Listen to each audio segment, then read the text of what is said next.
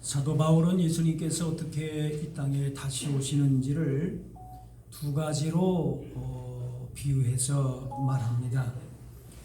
데살로니가전서 5장의 말씀 보면은 주의 날이 밤에 도둑같이 이른다 하시고, 또 평안하다 안전하다 할 그때에 임신한 여자에게 해산 고통이 이른 것 같이 멸망이 갑자기 그들에게 이른다, 결코 피하지 못한다 말씀합니다. 주님의 날이 도둑이 언제 올지 모르는 듯이 임하고 해산의 고통은 예상은 하지만은 피할 길이 없는 것처럼 주님의 날, 주님이 다시 오시는 이 땅의 마지막 날도 그렇게 임한다는 겁니다. 주님의 오심을 소망하면서 깨어 기다리는 사람에게는 인류의 그 마지막, 역사의 마지막 종지부를 찍는 것이, 그것이 반가운 일이 됩니다. 희망의 약속입니다. 그래서 이렇게 갑자기 오는 것이 두렵거나 놀랄 이유가 없습니다. 하지만 예수님이 다시 오시는 약속을 믿지 못하고 나태하고 영적으로 잠들어 있고 이런 사람에게는 도둑이 임하듯이 갑자기 해산함으로 말미암아 놀람과 두려운 일이 된다는 것입니다. 데살로니가전서 5장에 그러므로 우리는 다른 일과 같이 자지 말고 오직 깨어 정신을 차릴지라 합니다. 정신을 차리고 깨어 있어야 된다라고 하는 거예요. 어둠에 속한 자들은 항상 잠들어 있고 술 취해 있는 자들이기 때문에 주님의 날이 그렇게 도둑같이 무섭게 올 수밖에 없는. 하지만 깨어 있으면 그렇지 않습니다. 낮에 속한 사람들은 깨어 있듯이 항상 정신을 차리고 있습니다.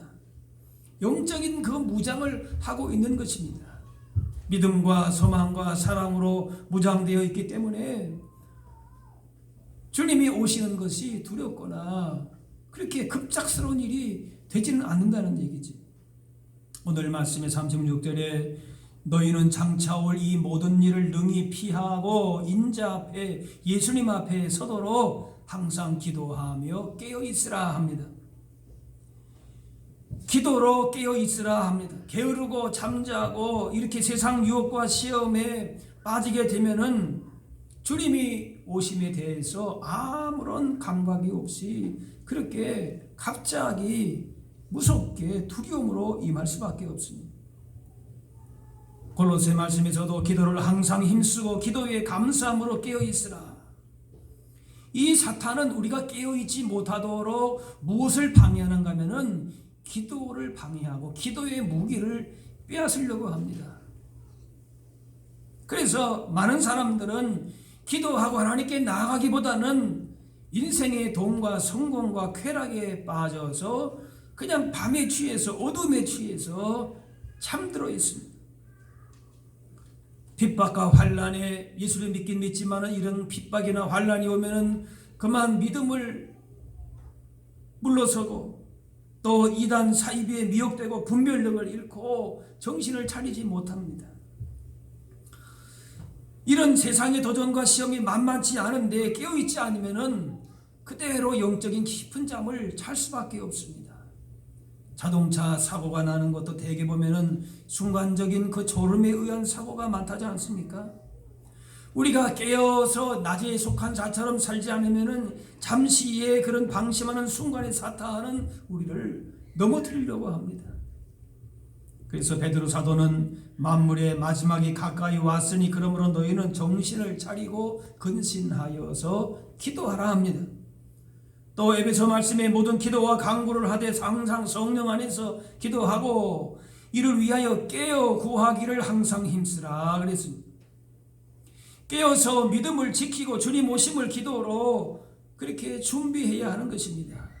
그러면은 주님이 다시 오시는 역사의 마지막 그 날이 결코 두려움의 순간이 아니라 영광의 기쁨의 순간이 되는 거예요. 우리의 구원이, 우리의 믿음이 완성되는 그 영광스러운 날을 그렇게 두려움으로 막연하게 맞이할 수가 있겠습니까? 그럴 수가 없지요. 그 날을 준비하고 대비하고 기다리면서 깨어서 기도로 그 날을 바라보면서 준비해야 할 줄로 믿습니다.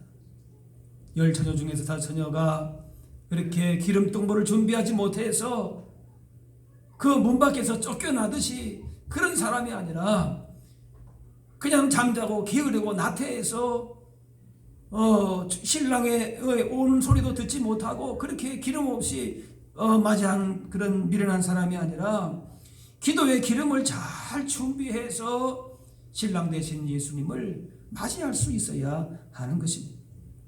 오늘 말씀 13, 14절에 너희는 스스로 조심하라. 그렇지 않으면은 방탕함, 술 취함, 생활의 염려로 마음이 둔하여지고 그랬습니다. 내 자신을 늘 깨어서 조심하지 않으면, 점검하지 않으면 우리의 마음이 둔해진다. 이 둔해진다는 말은 무엇에 의해서 눌린다 그 말입니다.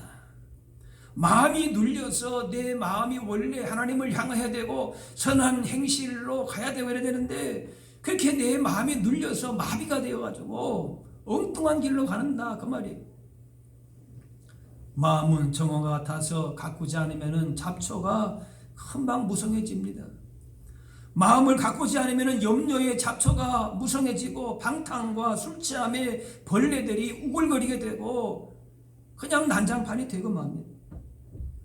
그러므로 여기 오늘 말씀에 방탕함과 술 취함과 생활의 염려로 마음이 둔해지고 눌려서지 않기 위해서는 깨어 기도해야 된다. 그래서 내 마음을 살피고 이 시대를 분별해서 대비해야 하는 것입니다. 항상 기도하면서 시대를 분별하고 자기 자신을 살피면서 영적인 지혜를 가지고 그렇게 깨어있게 되는 것이고 그런 사람은 계속해서 기도하게 되는 것. 어느 한순간에 연초에만 내가 기도한다 아니에요. 우리가 순간순간 깨어서 우리의 최종적인 그 심판에 그 예수님이 다시 오시는 그 자리까지 구원의 완성되는 영광의 날까지는 뭐예요? 깨어 있어야 된다. 잠들면 안 된다는 거예요. 그러면은 세상의 잡초가 방탕함과 온갖 죄악과 그런 염려로 말미암아 내 마음이 내 믿음이 그냥 눌리고 마비가 되고 그렇다는 거예요. 건강은 건강할 때 지켜야 된다 그런 말이 있지요. 우리의 마음도 건강할 때 지키고 점검해야 됩니다. 그 비결은 기도로 깨어 있는 것입니다. 그래서 깨어 기도하는 사람은 자신이 어떤 부분에서 둔해지고 있는지 마비가 되어 있는지 그걸 점검하고 조심하는 사람입니다. 그런데 늘 영적으로 그냥 잠을 자고 있고 그렇게 밤에만 어두움에 속해 있으면은 마귀가 어느 사이에 내 마음과 삶을 그렇게 지배하고 휘집어놔도 전혀 그를 깨닫지 느끼지를 못하는 겁니다. 우리의 가족 가운데에 우리 주변에 이렇게 영적인 잠을 깊이 자는 분들이 있습니까? 그 잠이 길어지기 전에 빨리 깨워야 할 것입니다. 내버려 두면 위험하게 되고 더 일어나기가 힘들게 됩니다. 그래서 깨워서 둔해진 그 마음들을 일깨워주고 정신을 차리고 신앙생활을 할 수 있어야 할 것입니다. 모양만 갖추었다고 깨어있는 것이 아닙니다. 꾸벅꾸벅 졸고 있는 상태로 깨어있다고 할 수가 없습니다. 겉으로만 신앙인이 아니고 기도로 깨어있어야 합니다. 사도 바울이나 예수님이나 모든 사도들이 항상 마지막 때를 준비할 때에 무엇을 말씀하는가? 깨어있으라. 근데 특별히 뭐예요? 항상 기도함으로 깨어있으라. 그 말씀을 그 권면을 하고 오늘 예수님도 그 말씀을 하시고 있는 겁니다. 언제나 맑은 정신을 가지고 주님의 마음을 품고 주의 나라를 위해서 살아가기 위해서는 깨어있어야 돼. 기도해야 되는 것입니다. 예수님은 기도하는 믿음의 사람을 찾고 계십니다. 그런데 이렇게 기도하고 기도하지 않은 것은 우리의 의지 문제가 아닙니다.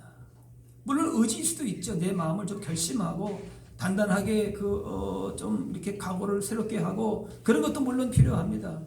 또 열심을 품어야 되죠. 게으른 지금 말아야 되겠죠. 그런데 그런 문제라기보다는 주님은 뭐라고 말씀하시는가 하면은 누가복음 18장에 내가 너희에게 이르노니 속히 그 원한을 풀어주시리라. 그러나 인자가 올 때에 세상에서 믿음을 보겠느냐 합니다. 우리가 가지고 있는 여러 가지 인생의 문제들을 가지고 주님 앞에 가지고 나아가야 되는데 왜 나가지 못하느냐? 주님은 뭘로 본 겁니까? 믿음이 없다. 하나님을 향한 믿음이 온전한 신뢰가 없다 그 말이에요. 믿음을 보겠느냐? 그런 말씀을 하세요.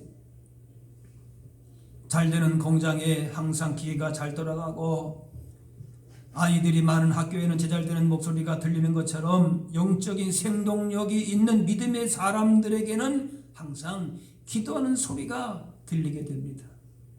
기도하는 소리가 멈춘 그리스도인은 다른 거 아닙니다. 그 의지나 무슨 부지런함이나 그 전에 그 믿음이 점점 식어가고 있는 겁니다.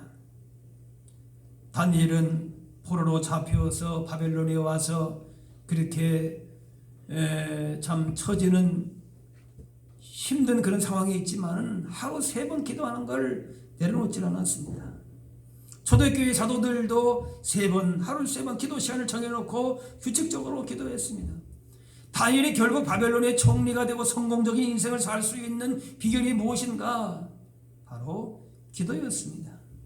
총리가 되었음에도 많은 할 일이 있었음에도 불구하고 하루에 3번씩 기도하는 것은 그 습관을 늘 가지고 있었습니다. 정해진 시간에 정해진 장소에서 간절하게 기도했습니다.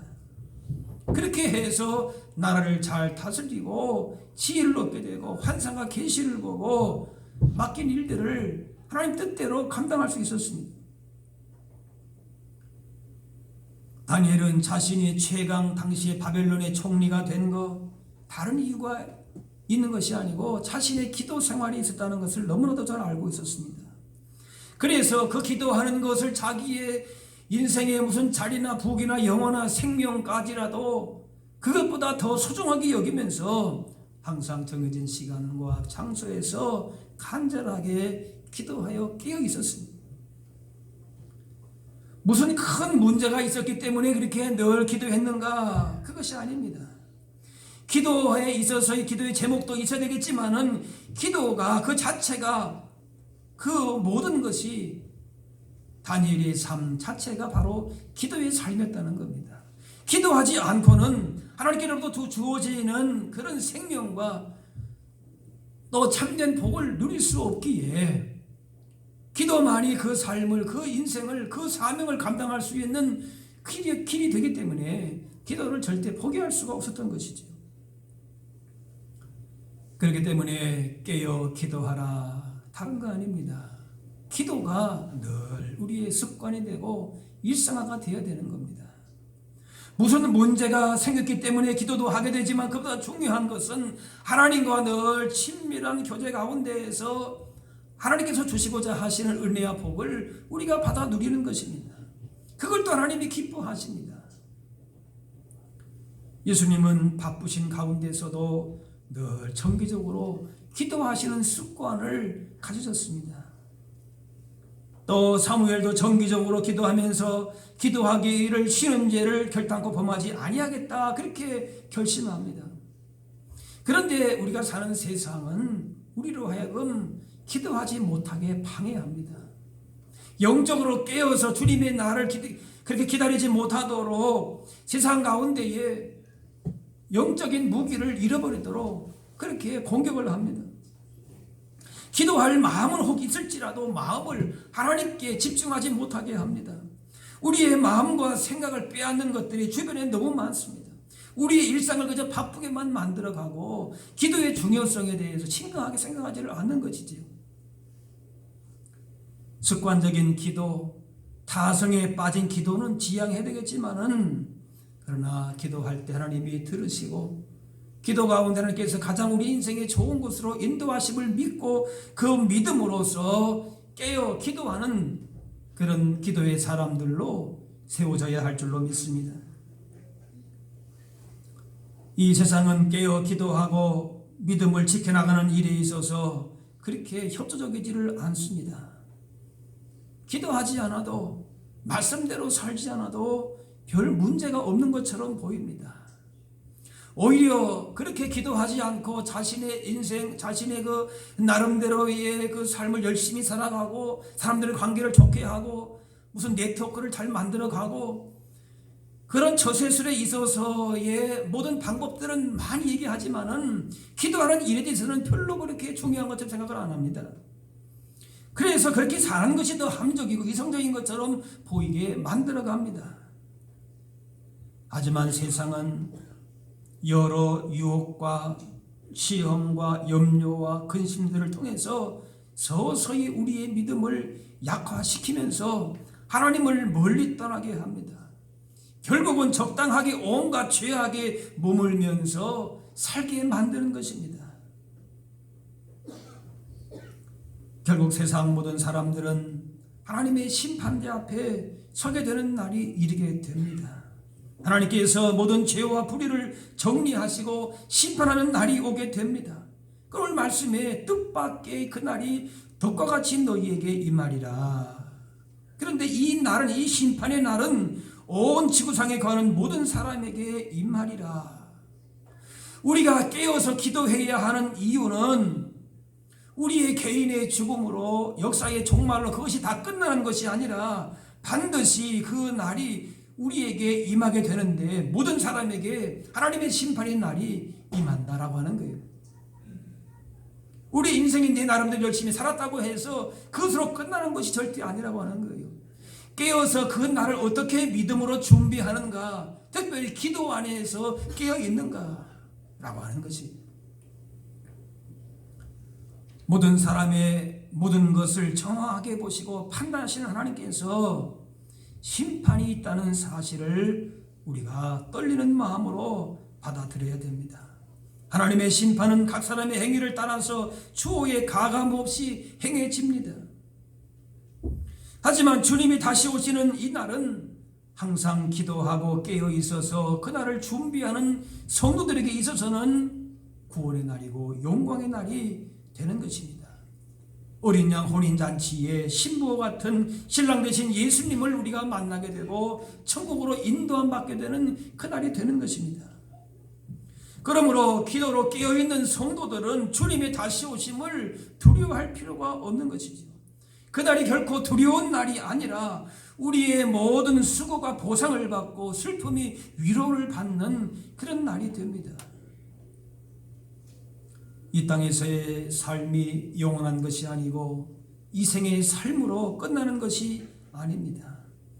그러므로 우리의 인생을 단순히 먹고 마시고 방탕한 생활로, 인생의 여러 염려와 근심으로 허비하지 말고 심판의 때가 가까웠다는 사실을 인식하면서 깨어서 기도함으로 하나님의 뜻을 행하면서 살아갈 수 있어야 할 줄로 믿습니다. 예수님 마태복음에 이렇게 말씀하십니다. 너희도 준비하고 있으라. 생각하지 않은 때에 인자가 오리라. 그러면서 충성되고 지혜 있는 종이 되어야 될 것을 말씀합니다. 주인이 올 때에 그 종이 이렇게 하는 것을 보면 그 종이 복이 있으리라.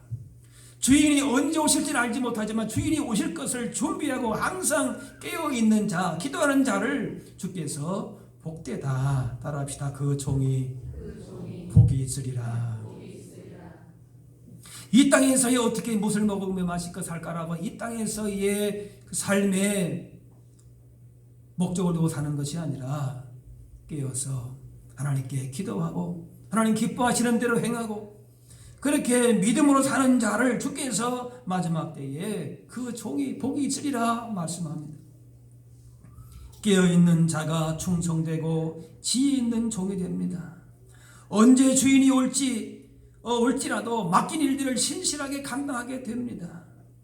하지만 악한 종은 마치가 자기가 주인인 것처럼 그렇게 행세를 하면서 자기의 맡은 바 사명을 알지 못하고 그렇게 자기 인생을 자기 마음대로 탕진하는 겁니다. 그 종도, 악한 종도 자기 나름대로 열심히 살았다고 하겠죠. 그런데 주인의 뜻과는 전혀 상관없는 삶을 사는 거예요. 주인의 마음에 맞게끔 우리가 내 자신을 살피면서 조심하면서 깨어서 기도함으로, 특별히 기도함으로 깨어 있으라 말씀합니다. 그러므로 세상의 허탄하고 거짓된 가치에 매이지 않아야 합니다. 하나님 나라의 백성으로서 하나님께서 우리 인생의 주인 되심을 언제나 고백하면서 신랑 되신 예수님을 간절히 기다리는 주님과의 사랑의 관계를 유지하며 사는 것이 깨어 기다리는 삶이 되는 것입니다. 그리고 무엇보다도 기도로 일관된 삶을 살아야 합니다. 너희는 장차 올 이 모든 일을 능히 피하고 인자 앞에 서도록, 인자가 누굽니까? 예수님 앞에 설 수 있도록 항상, 따라합시다. 항상 기도하고 깨어 있으라. 특별한 문제가 있든지 없든지 기도로 사는 것입니다. 세상은 지금 기도하지 않게 만들면, 지금 내 힘대로 내가 노력하고 땀 흘려서 살아도 시간이 부족하고 힘이 부족하고 여유가 없는데 언제 기도하나? 하나님을 믿기는 믿어도 기도하는 일과 내 신앙과 내 삶과는 별개로 생각하는 거예요. 아니다 그 말이에요. 어떻게 기도하라고요? 항상 기도하고 내 자신을 조심하여 살피고 점검하고, 그래서 그렇게 깨어 있어서 기도합시다. 기도로 깨어 있어야 합니다. 기도하지 않고 어떻게 깨어 있다고 말하고 믿음의 사람이라고 말할 수 없다는, 믿음의 사람이라면 깨어 있고 깨어 있는 사람이라면 기도하는 사람이다. 이것이 예수님의 말씀이고 사도 바울과 베드로와 모든 사도들이 하는 공통적인 예수님의 오심을 기다리는 그런 모습 가운데에 강조되고 있는 것이 바로 이것입니다. 깨어 있다면은 기도하는 사람이다. 믿음의 사람이라면은 깨어 기도하는 사람이다. 이걸 늘 말씀하는. 기도하는 사람, 기도하지 않는 사람 차이가 무엇입니까? 기도 없는 사람은 늘 인생에 실패만 하고, 기도하는 사람은 성공만 합니까? 아니에요. 성공이나 실패나 그것에 그렇게 일일비하지 않는다는 겁니다. 거기에 사로잡혀가지고 그냥 성공하면 기뻐하고 실패하면 낙심하고, 아닙니다. 기도에 끼어 있는 사람은 세상적인 가치 기준으로서의 성공과 실패에 사로잡히지 않는 것입니다. 성공했다 할지라도 성공을 주신 분의 뜻을 깊이 생각하고, 실패 속에서도 실패를 주신 뜻을 깊이 묵상하면서, 그래서 세상의 성공과 실패가 기도의 사람, 믿음의 사람을 결코 흔들지를 못하는 겁니다. 기도 없는 사람은 성공과 실패에 휘둘리지만은, 기도하는 사람은 성공과 실패를 하나님 안에서 조명함으로 어떠한 형편든지 간에 자족하며 평안함을 잃지 않습니다. 이것이 기도가 있고 없고의 큰 차이가 나는 겁니다. 모든 사람은 장차 하나님 앞에서 심판을 받게 되는 것이 엄연한 사실입니다. 그런데 단지 이런 사실을 아는 것만이 끼어있는 것이 아닙니다. 예수님이 다시 오셔서 믿음의 산으로 산 사람 성도들을 영원의 나라로 이끄시고 영원한 상급 주심을 알고 믿는다면은 그날을 바라보고 그냥 안다, 그것이 아니라 어떻게 하라고요? 기도로 깨어있으라. 그 지침을 분명하게 말씀하는 거예요. 지금은 자다가도 깰 때인 것이에요. 죄악의 밤이 깊고 주님이 오실 날이 가까웠기 때문에 그렇습니다. 주님의 날을 바라보면서 더는 내 마음이 둔하여지지 아니하고 무엇인가 눌러지지 아니하고 기도로 깨워야 되는 겁니다. 교회도 한두 번 이렇게 빠지게 되면은, 주일 예배를 소홀하게 되면은 그 다음부터 빠지는 게 그냥 쉬울 때가 있습니다. 그런 거예요. 빨리 회복을 해야 돼요. 내가 기도에 지금 잠을 자고 있다. 봉사와 전도와 혹은 여러 가지 내 주신 사명에 대해서 잠을 자고 있다. 빨리 내 믿음을 깨워야 되는 거예요. 그리고 뭐예요? 기도해야 되는 것입니다. 그래서 기도에 마음을 쏟으면 쏟을수록 우리의 삶의 기도의 지경이 넓어지게 되고 더 많은 기도와 섬김의 장이 열리게 되지만은, 그러나 기도하지 않으면 기도할 이유도 없어지고 제목도 없어지고 내 삶의 반경도 자꾸 좁아지게 되는 것이죠. 기도의 크기가 내 믿음의 크기가 될 수가 있고 내 삶의 사역의 크기가 될 수 있는 것입니다. 그러므로 마지막 때를 잘 분별해서 세상의 흐름에, 세상의 죄악에 휩쓸리지 말고 마음이 눌리지 말고 깨어 기도하는 것입니다. 항상 깨어서 자신의 옷을 살피는 자가, 깨끗하게 하는 자가 복되다 말씀. 세마포 옷을 더럽히지 말고 예수님의 보혈의 십자가의 보혈로 날마다 씻어서 그렇게 주님의 거룩하신 영광 가운데에 기도함으로 나아가야 할 것입니다. 세상에 뭐 좋은 거 없나? 거기 세상의 성공이나 세상적인 가치에만 우리가 미어있을 것이 아니고 하나님 나라의 거룩하신 영광, 세마포 옷을 입은 거룩한 주님의 백성들로서의 정체성을 지켜나가면서 그 안에서 참된 기쁨과 복을 누릴 수 있어야 될 것입니다.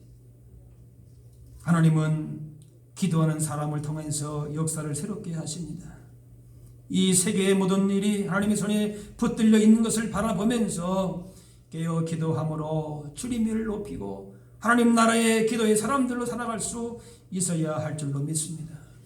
어떤 핍박과 유혹이 있어도 끝까지 주님과 동행함으로 영광의 하나님 나라에 들어가는 성도가 되어야 될 것입니다. 그런데 그 길을 방해하는 것이 뭔가? 바로 기도하지 못하게 하는 겁니다. 세상에 취해 있게 만드는 겁니다. 내가 지금 어떤 길로 가고 있는지를 방향을 제대로 잡지를 못하고 그렇게 밤의 어두운 가운데에 여전히 잠자고 있는 것이. 그런데 주님이 우리 가운데에 다시 오시는 그 날이 먼 미래의 일만이 아닙니다. 언제 오실는지 알지를 못한 바로 오늘일 수 있다라고 하는 그런 영적인 긴장감을 가지고 우리가 오늘 이 시간부터라도 깨어서 내 믿음과 내 기도 생활과 내 우리의 그 중심을 점검하고 조심할 수 있어야 될 것입니다. 무감각하게 둔해지지 않도록 깨어 있으면서 슬기로운 다섯 처녀처럼 언제나 기도의 기름을 준비하는 일에 게으르지 말아야 할 것입니다. 매일매일 주님이 오시는 것처럼 마라나타 주 예수여 어서 오시옵소서, 그런 마음으로 자신의 믿음을 돌아보면서 깨어 기도함으로 준비함으로 그 영광의 날의 기쁨으로 할렐루야 기쁨과 감사로 그렇게 맞이하면서 또 그 소망 가운데 살아갈 수 있는 저와 여러분들이 다 되실 수 있기를 바랍니다. 기도하겠습니다. 사랑의 하나님, 이 땅 가운데에 다시